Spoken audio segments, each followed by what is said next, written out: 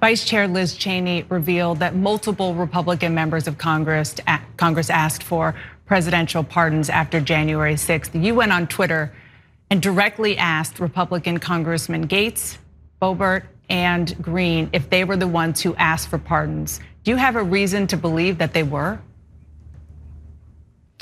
Well, we do know that Congresswoman Lauren Boebert, in the middle of all of that footage that we saw yesterday of people kind of coming into the Capitol, was actively tweeting the speaker's location, was tweeting evocative, really provocative statements like today is 1776. And it very much, I believe, indicates a side here. And when you don't know which of your colleagues were part of a potential conspiracy, then we need to find out. And so AOC is putting the pressure on some of these representatives that she's been tangling with on social media to come out and just be honest. Did you request a pardon? Now, this is important for a lot of different reasons. One is, if a bunch of these people were requesting pardons, it kind of telegraphs that they knew they were doing something at least plausibly illegal. And so AOC had a back and forth with Lauren Boebert, where Lauren Boebert had talked about 1984, the book, a book that she has totally read. She every word she read book. it. Anyway, it's not even a long book, and it's a really simple writing style. George Orwell is not the most complicated author. There's no way she read it though. Anyway, read Animal Farm, John. Come on. Exactly, and that's a classic.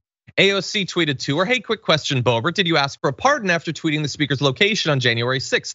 You and the KKK caucus have been really quiet about it today, and given how much you all have to say, I'm not sure why no one's responding to this simple question." So she's asking what is objectively a simple question. Did you request a presidential pardon? She is then saying, this is a simple question. Boebert responded saying, okay, Sandy. I don't know why they think calling her Sandy is an insult. I really don't, but $5 a gallon gas, 3+ million illegals crossing our southern border, no baby formula, inflation higher than it's been in both of our lifetimes. Is this what you want to talk about? Your policies are failing America, and you're gonna lose the House come November. Kissy face. So she referenced all those things and put a kissy face.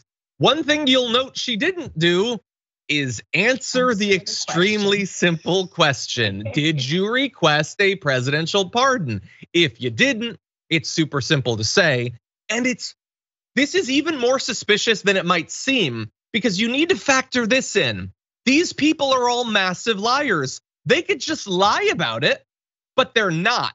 They're not answering the question and they're not lying.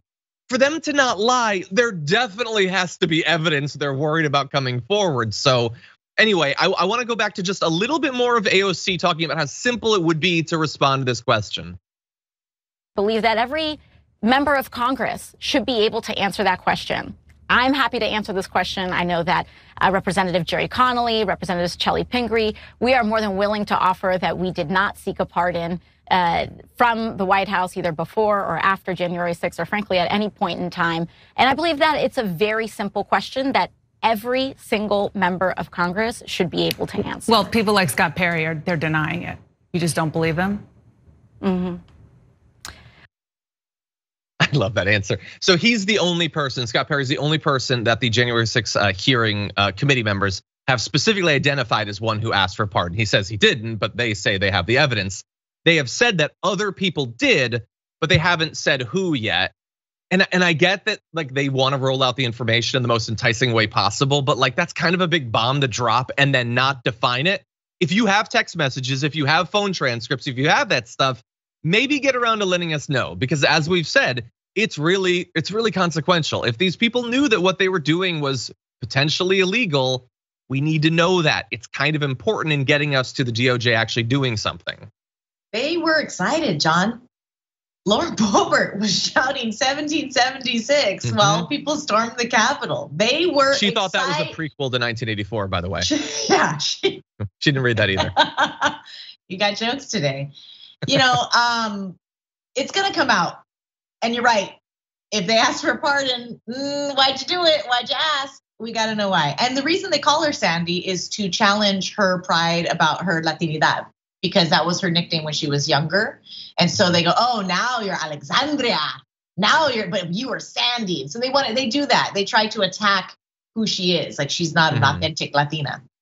Anyway, so that's why they do that. It's ridiculous, but I think it's also minimized. It's supposed to make her seem more like just a girl or something. I think it's like when they showed that video of her dancing when she was like, first of all, made her look great. She was like 20 in college. Made her look amazing. It's like, what? That's gonna attack her?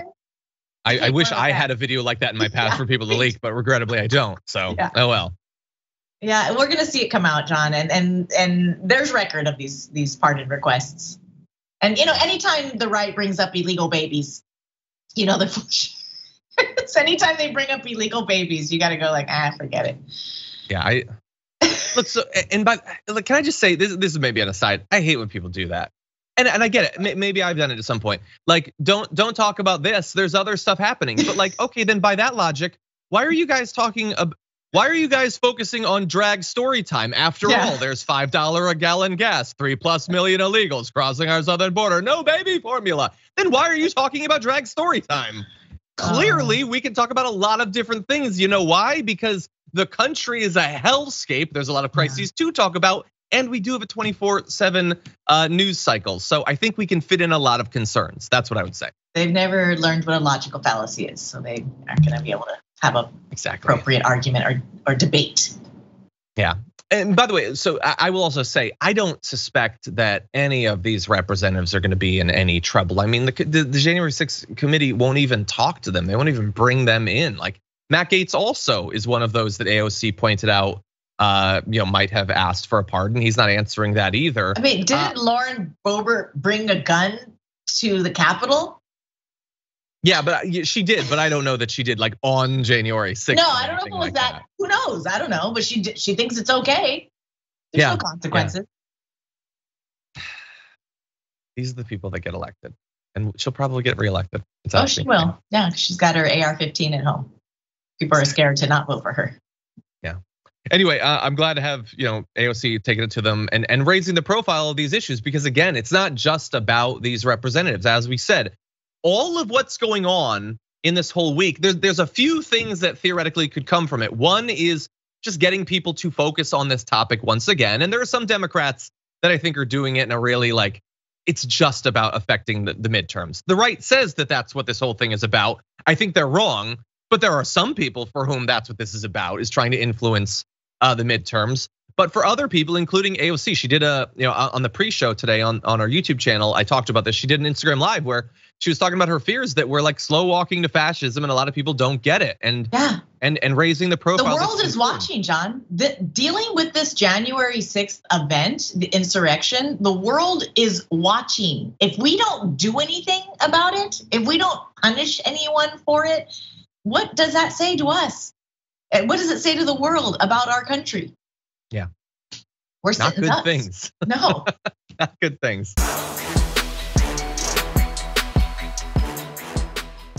For more political news breakdowns, interviews, stories of activism, and me trying my hardest to care about the occasional big celebrity news story, subscribe to our YouTube channel at youtube.com/thedamagereport.